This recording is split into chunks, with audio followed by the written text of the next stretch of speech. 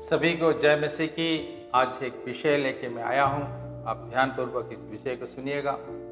एक पास्टर से एक विश्वासी पूछता है कि मेरे लिए एक अच्छा शादी का प्रपोजल आया है, उस शादी के लिए मैं तैयार हूँ कि नहीं हूँ, मुझे होना चाहिए कि नहीं होना चाहिए। पास्टर जी आप मुझे बताइए, मुझे गाइड कीजिए। लड़की काफ़ी पढ़ी लिखी संपन्न परिवार से, ईसाई है, लेकिन जो विश्वासी नहीं है, सो कॉल्ड क्रिश्चियंस, उन फैमिली से बिलोंग करते हैं जो डूब के बपतिस्मा नहीं लिए। इस तरह से एक शादी का प्रपोजल लेके पास्टर जी के सामने में बताते हैं, तो पास्टर जी सुनते ही थोड़ी देर के बाद मना कर देता है कि इस शादी में मैं तो शरीक नहीं होऊंगा, लेकिन आप करना चाहते हो तो करिए, लेकिन आपको तो वचन मालूम है इस तरह के लोगों के साथ शादी नहीं करना चाहिए। तो उस व्यक्ति को पास्टर जी का बहुत बुरा लगा, पास्टर जी के आलोचना करने लगा और सभी के पास जाके इधर उधर के बातें करने लगा कि पास्टर जी मेरे तरक्की से चल रहे हैं, पास्टर जी नहीं चाहते कि मैं अच्छे घर से शादी करूं या सो करके। तो पास्टर जी को उसने बोला, तो शायद उनके पास्टर जी के कान में ये बात पहुंची कि नहीं पहुंची, लेकिन मेरे कान पे ये बात पहुंची। तो मैंने सोचा कि उससे समझाऊं, मैंने समझाया, अब भाई ने समझ गया बात को।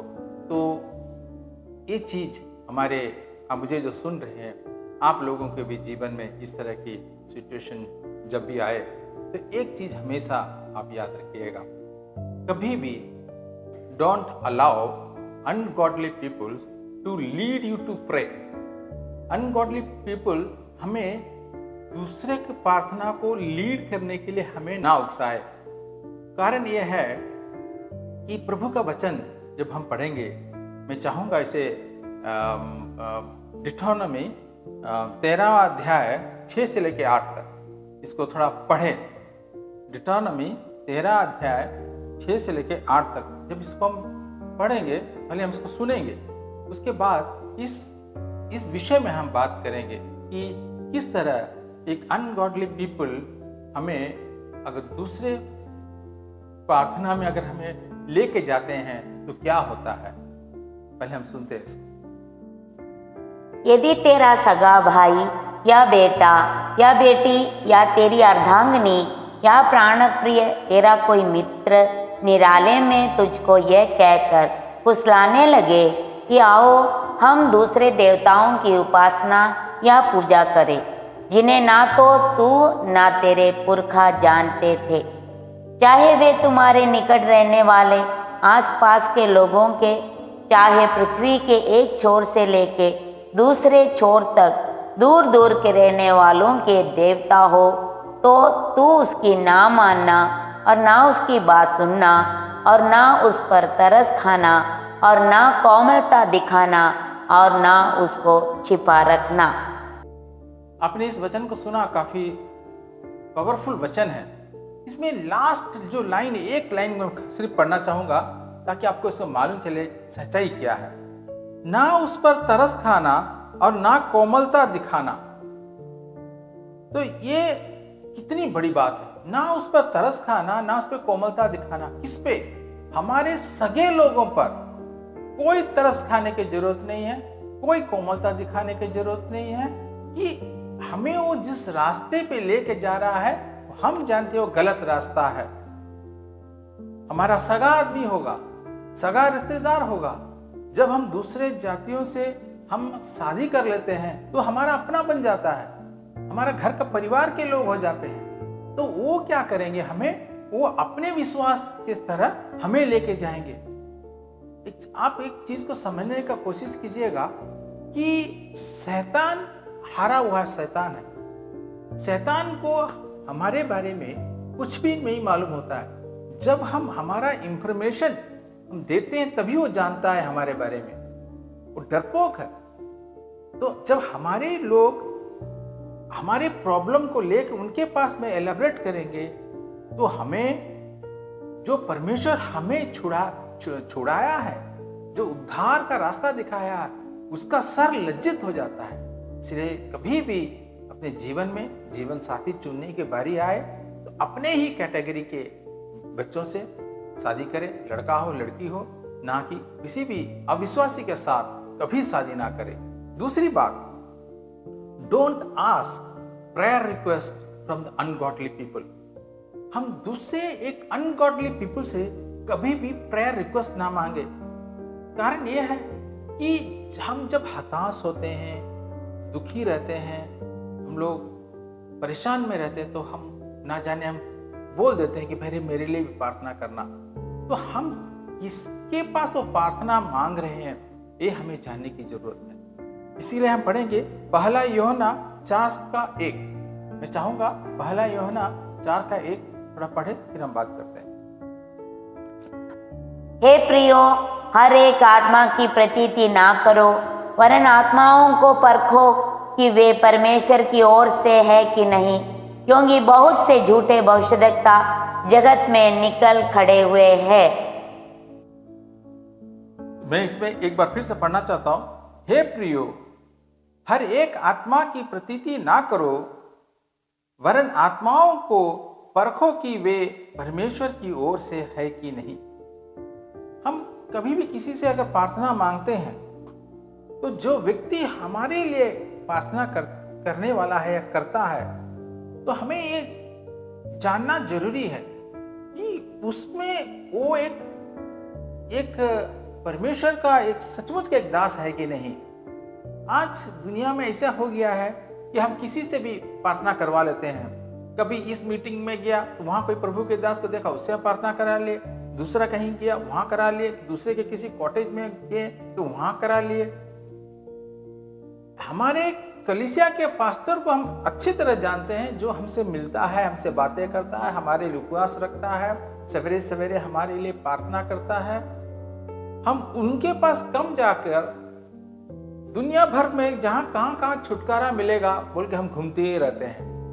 लोग तो हजार किलोमीटर दूर चले जाते हैं, जबकि हमारे घर के नजदीक में ही अपने कलीसिया में ही पासवान लोग हैं जो अच्छी शिक्षा दे सकता है, अच्छी चीज बताता है, लेकिन हमें वो मेघा नहीं है, इसीलिए हम उनको नहीं भूल जाते हैं। इसीलिए हमें तय करना है, हमें परखना है कि किसके पास हमारी प्रार्थना का विषय बोले और किसको हमारी विषय ना बोले। क्योंकि अगर उसमें अगर परमेश्वर का आत्मा नहीं होगा तो हमारे लिए वो प्रार्थना फल प्लस के बदले माइनस में जाएगा और हमारे लिए नुकसान ही पैदा करेगा। तीसरी बात, डोंट प्रे फॉर जेंटाइल्स। अगर एक विश्वासी के जीवन में अगर जब हम रोज चर्च जाने वाले व्यक्ति हमारे चाल चलन देखकर कोई अगर अन्य जाति के कोई व्यक्ति अगर हमारे पास प्रार्थना के लिए मांगते हैं, अगर आप किसी इंस्टीट्यूशन में काम करते हैं या किसी ऑफिस रिलेटेड ऐसे एक ऑर्गेनाइजेशन में काम करते हैं जहाँ पर आपको अगर कोई व्यक्ति जो हमसे नहीं है, हम हमारे में से एक नहीं है, वो अगर आपसे अगर प्रार्थना विषय मांगता है, अगर आपको लगता है कि वो हर चीज में विश्वास करता है, बहुत स्ट्रांग बिलीवर नहीं है लेकिन हर चीज में चलता है उसका, तो उसके लिए आप प्रार्थना कर सकते हैं।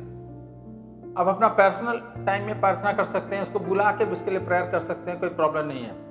लेकिन एक व्यक्ति जो कट्टर है, उसको अगर कोई प्रॉब्लम आया है और वो अगर प्रार्थना के लिए मांग रहा है तो बहुत सावधान हो जाइएगा। मैं 100% आपको गारंटी देके बताता हूँ, आप पूरा सावधान हो जाइएगा, अपने आप को चौकसी कीजिएगा। अगर आप प्रार्थना नहीं करते हैं तो परमेश्वर का विरोध करेंगे, अगर आप प्रार्थना करेंगे तो आप अपना नुकसान उठाओगे। रीजन क्या है? उस व्यक्ति को जो कंट्रोल कर रहा है वो दूसरा अशुद्ध, जो हम देख नहीं सक रहे हैं, वो अदृश्य शक्तियां उसे पकड़ा हुआ है। जब हम प्रार्थना करेंगे उनमें हलचल होगा तो हमको वो नुकसान पहुंचाएगा। पहले हम अपने आप को परमेश्वर के लहू से ढकना है, परमेश्वर का लहू का बाड़ा हमारे लिए सुरक्षा मांगना है और परमेश्वर की अगुवाई में ही हम उसके लिए प्रार्थना करें। साथ ही साथ हम अपने बच्चों के लिए, अपने परिवार के लिए, सदस्यों के लिए, हमारा प्रॉपर्टी के लिए, सब चीज के लिए परमेश्वर के लहू से हमें इसका सुरक्षा मांगना है, वरना वो नुकसान जरूर पहुंचाएगा। क्यों? वो जो व्यक्ति है वो नहीं, जो उसके अंदर में जो है वो नहीं चाहता कि मैं इसे छोड़ के जाऊं या मैं ये करूं। इस कारण वो हम पे अटैक करेगा। जो प्रेयर करता वो अटैक, हम एक छोटा सा विश्वासी झेल नहीं पाएगा उसको। इसीलिए जब परमेश्वर के दास लोग जब हाथ रख के प्रेयर करते हैं तो कुछ विश्वासी लोगों को लगता है बहुत कॉमन सा चीज है, वो भी क्या करते हैं, बीच बीच में हाथ डाल देते हैं। मैं देखा हूं इस चीज को, डाल के प्रेयर करते हैं। जबकि परमेश्वर के दास अगर उस व्यक्ति को अगर अभिषेक किया है ऐसा करने के लिए तो ठीक है, वरना बगैर अभिषेक किया वाला भी प्रैक्टिकल टेस्ट कर लेता है। एक दिन टेस्टिंग बहुत बड़ा खतरा हो जाएगा अपने जीवन में। ऐसा टेस्टिंग के लिए मत जाइएगा। आज हम दुनिया में देखेंगे बहुत सारे पास्टर के जीवन में, अपने पारिवारिक जीवन में बहुत पास्टर फेल है। उनकी पत्नियां, उनके बच्चे कभी दूसरे रास्ते में चले गए, अटक गए, लेकिन पास्टर स्टडी है। पास्टर अपना काम कर रहा है, अपने कलीसिया को चला रहा है, तो अच्छा शिक्षा दे रहा है, कोई प्रॉब्लम नहीं। लेकिन उनकी फैमिली बैकग्राउंड में हलचल है। इसका मेन रीजन क्या है कि परमेश्वर के जो दास है वो अपने लिए स्ट्रांगली उपवास में बैठ के, घुटना में बैठ के परमेश्वर से जुड़कर वो शक्ति पा लेते हैं, लेकिन अपने परिवार को वो सुरक्षा में लेके आने में सक्षम नहीं बनते। बोलते होंगे, वो सुनते नहीं है। तो पूरा परिवार इकट्ठा होके ही रहेगा तभी शैतानी ताकतों से लड़ पाएगा। रीजन बहुत सारा है, क्योंकि परमेश्वर हमें सर में हाथ रखने के प्रार्थना करने की आज्ञा देती है, लेकिन साथ ही साथ उसमें एक वार्निंग साइन भी है। मैं चाहूंगा उसको एक बार पढ़ने के लिए उस वचन को, तो हम जान पाएंगे इसमें गुडन्स क्या है। पहला तीमुथियुस 5:22 में हम पढ़ेंगे कि हाथ रखने से क्या होता है, अगर उसमें नुकसान क्या है। किसी पर शीघ्र हाथ ना रखना और दूसरों के पापों में भागी ना होना, अपने आप को पवित्र बनाए रख। तो इस वचन से हम सुने कि किसी पर शीघ्र हाथ ना रखना। देखिए, उसमें एक छोटा सा कोमा है। जब भी हम बाइबल पढ़े कि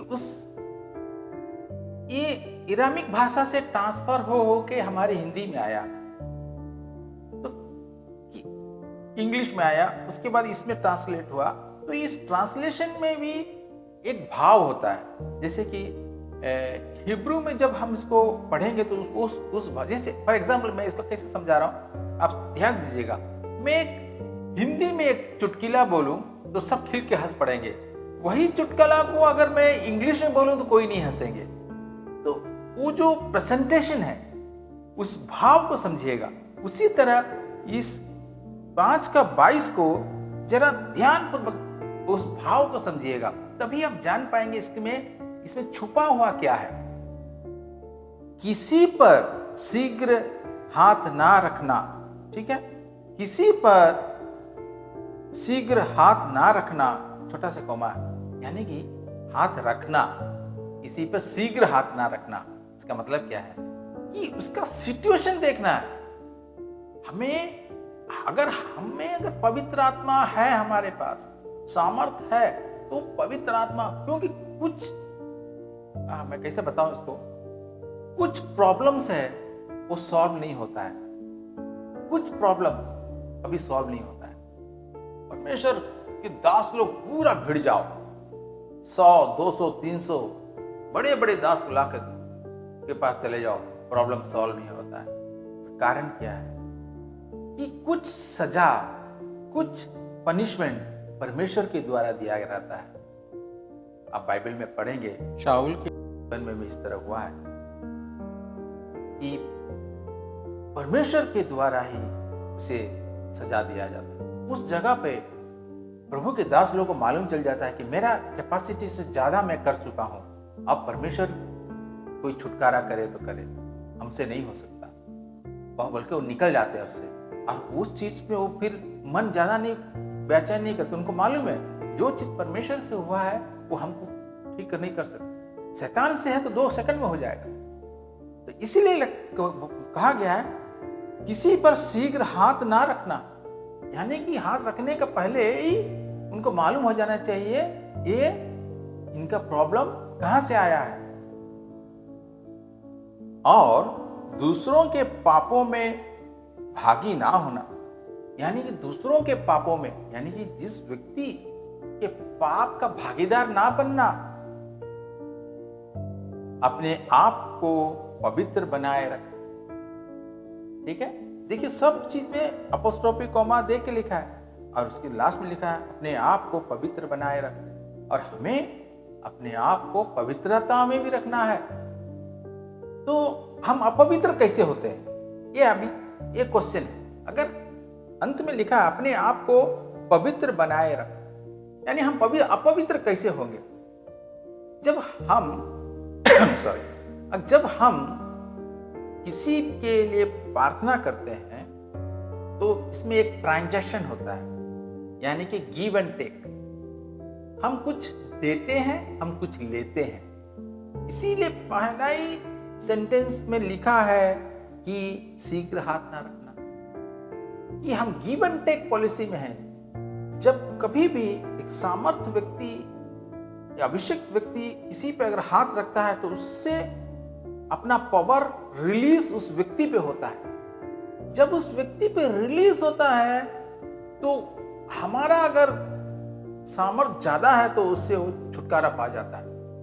अगर हमें वो ताकत नहीं है, हमें वो अभिषेक नहीं है, हम खाली में हाथ रख के यीशु के नाम में हम प्रार्थना कर रहे हैं, तो हम उसमें जो बीमारियां हैं, अपवित्रता है, गंदगी है, सब हम रिसीव कर लेंगे। तो हमारा सिचुएशन कैसे होगा? जो हाथ रखने वाले का उस व्यक्ति जैसा हो जाएगा। ना वो व्यक्ति ठीक होगा, कुछ हो वो तो चले जाएगा, लेकिन हम उसके जैसे धीरे धीरे बन जाएंगे। कलीसिया में सबसे बड़ी प्रॉब्लम प्रभु की दास लोगों को ये होता है कि बहुत सारी चीज बोल नहीं सकता। बोलना चाहे तो भी अपना मुंह बंद रखते हैं, लेकिन वो एक दुर्घटना का संकेत है। लेकिन बीच बीच में प्रचार में वो बोल देते हैं। अब कितने लोग उसको ग्रहण करते हैं ये नहीं मालूम। जब अच्छी चीज बोले जाता है तो लिखते रहते हैं, जब बोलता है सुनो तो लिखते रहेंगे, जब बोले मत सुनो तो वो फिर मोबाइल में देखते रहेंगे कोई मैसेज आएगा। तो इस कारण से वो चीज ध्यान से निकल जाता है। ये ऐसा होना चाहिए कि जब हम किसी पे हाथ रखें तो हमें ये मालूम होना चाहिए कि हम क्या कर रहे हैं। परमेश्वर के दास लोग जब प्रार्थना करते हैं किसी के लिए तो अपने आप को परमेश्वर की लहू से अपने आप को कवरिंग करके करते हैं। एक देखते हुए उसके सामने में कोई विश्वासी खड़ा हो तो वो भी क्या करते हैं, उस पे कंधे में हाथ रख दिया, जबकि उसको बोला भी नहीं गया होगा, और उसके लिए प्रार्थना करते हैं। लेकिन अगर पास्टर जी उधर अगर बोल दे कि अगली बार आप ऐसा मत कीजिए, तो क्या बोलेंगे मालूम है? बोलेंगे कि पास्टर जी मुझे आगे बढ़ने नहीं दे रहे, मुझे सेवकाई से अलग रख रहे हैं, मुझे ऐसा कर रहे, ऐसा कर रहे। इसके लिए बहुत सारे पास्टर्स सेवकाई लोग जो सेवक लोग हैं बोलते ही नहीं है कि जो जब वो भुगतेगा तो समझ जाएगा। तो ये एक बहुत बड़ा वार्निंग साइन है प्रेयर।